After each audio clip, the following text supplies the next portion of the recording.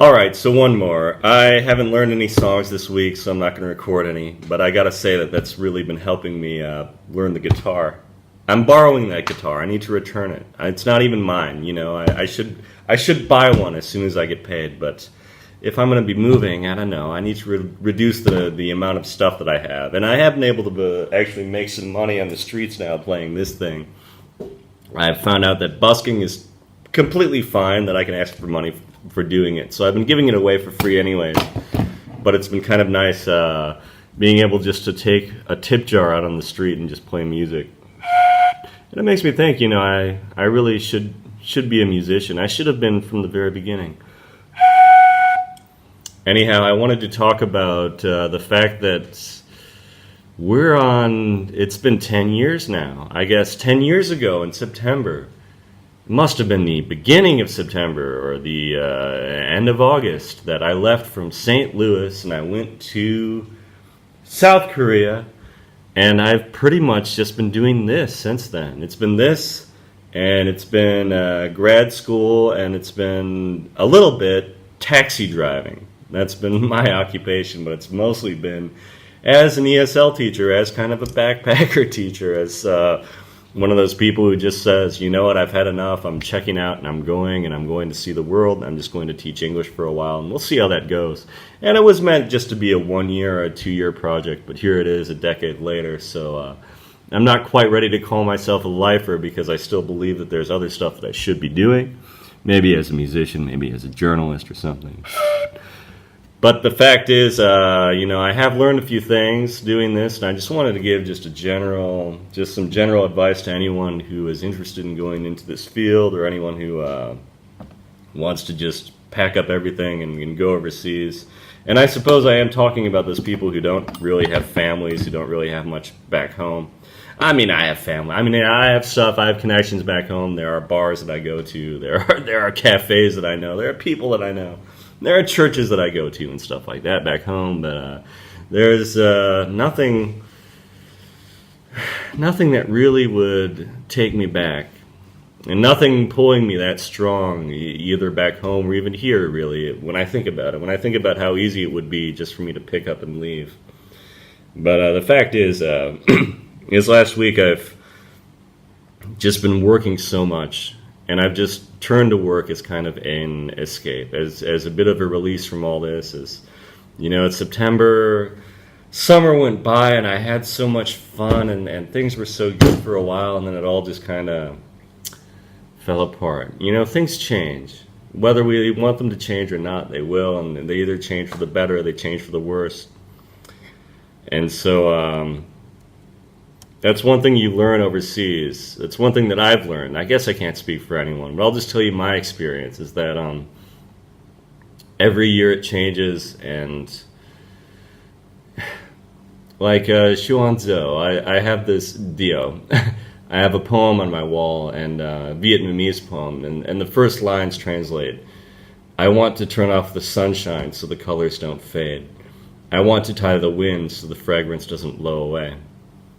And that's kind of how it feels, you know. I come here and I blink, and it's like no time has passed, and yet driving around or driving home from work today, just seeing all the different streets in Hanoi and thinking, I have different memories associated with everything. I have different time periods associated with every neighborhood. I can trace my own progress here, and yet here I naively tell myself that it's all just been one brief moment, one flicker, that no time has passed at all. I suppose most people visit home like once a year, every couple years or something. But for those of us who have been in the field for a while, after the first one or two trips home, that's not as important anymore. Because you go back and you realize that you go back to your hometown bar and it's just episode 42 of Cheers or something, you know. And the longer I've been doing this, the easier it gets, but also the less rewarding it gets, in the sense that I don't feel as detached, as clingy to a culture. It seems that everywhere that I go, I've met teachers who find that in any given spot, that's the perfect spot for them, whether it's in China or in Korea or out here. often meet people who stay for 5 or 10 years or whatever. And I just, at first I thought Vietnam was definitely that for me, and I suppose it could be. I haven't ruled out staying altogether. I'm always shifting on that.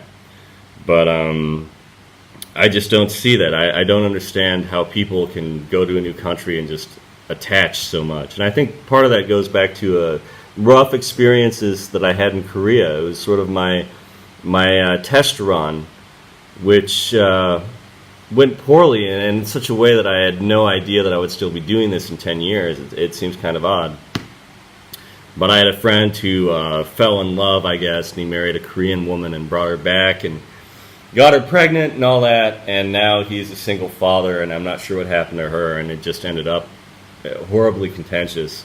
And I shouldn't measure myself by others like that, but I've seen a few sham marriages happen out here, just like I've seen some very loving ones in China and elsewhere. But I just don't see myself in that role as hard as I've tried at different times. An old my ex-girlfriend in Korea, she's getting married in October. And you hear things like that, and it's just sort of like, wow, 10 years ago, I can't even imagine that. Well, why, that should have been me, you know, like that Pearl Jam song, why can't it be me? But I look back and I think, you know, I'm the one who walked away from that. I'm the one who rejected that totally, who said no to that life, who thought there would always be time. And I guess there is time. Korea stands apart from all my travels because of what happened to me, because I was beaten and severely beaten when I first got there. It's the 10-year anniversary of that. And I mentioned this so many times in my different videos. But of course it still hurts, and of course I still think about that. And I wonder, I could not have pictured in that hospital, on that hospital bed, after being unconscious for a few days, coming back to my senses and thinking, oh yeah, in 10 years I'll still be doing this, but I'll be in Vietnam. But maybe I would have been amused by that idea, maybe turned on by that slightly. We'll see. I don't know where I'm going with this. I had this whole idea that I would make this video with all this great advice for people, but really, all I can say is that you're on your own. And if you're going to do it, you know, expect a little bit of loneliness, a little bit of trepidation.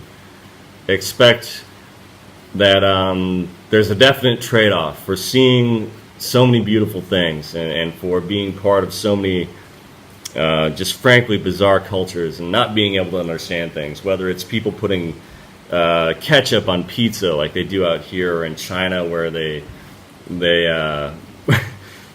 change diapers on conveyor belts in what do you call those? Checkout counters. They change diapers on checkout counters and stuff like that. I mean, you're not prepared for any of that. And after 10 years, there are still these moments that just blow my mind where I think that's so weird. I can't figure it out. But the best advice I got, and I guess the only advice that I can really pass on that really would apply to anyone's situation and not the uniqueness of my own, would be that you have to remember there is a wall between us. Between you and every culture, there is a huge wall. And you can look around that wall, and you can speak around that wall, but it will always be there. And so I'll never forget that. A Canadian friend, stranger, just some Canadian guy that I met at this rock and roll bar that I used to go to in Daejeon. He said that to me once, and it just never left me. And so I guess the main ups and the main downs and the best advice that I got in my career, it all happened early on back in Korea. But that's another time. And I don't know if I could go back or if I would go back. And not knowing is kind of good too. I love that feeling of ambiguity. In linguistic terms, it's called tolerance for ambiguity. That's the extent to which a learner can digest new information without having to question every little bit. And so people with a high tolerance for ambiguity, like yours truly, are able to do things like read Finnegan's Wake, or go to countries without knowing the first word, without even knowing how to say hello or thank you, without any preparation at all. It's a thrill. And it's a game, and it's also a little bit of a curse, to be perfectly honest. But c'est la vie, and if you're considering doing it, and if for some reason you see this video, just go ahead and do it. Just go see the world when you have nothing to lose. It's a perfectly acceptable, fine, fair, beautiful thing to do. When you've hit the end, when you've hit the wall, when you've realized that life back home just isn't going to cut it, there is nothing better than a little bit of exile. And exile is a very responsible way to deal with terrible pain, as I've learned. But after 10 years of exile, it would be nice to land somewhere. And if I can't make Hanoi my home, maybe nowhere belongs as my home. But, I'm just some guy. I'm just some vlogger with a flute, and that's all I'm doing. Over and out.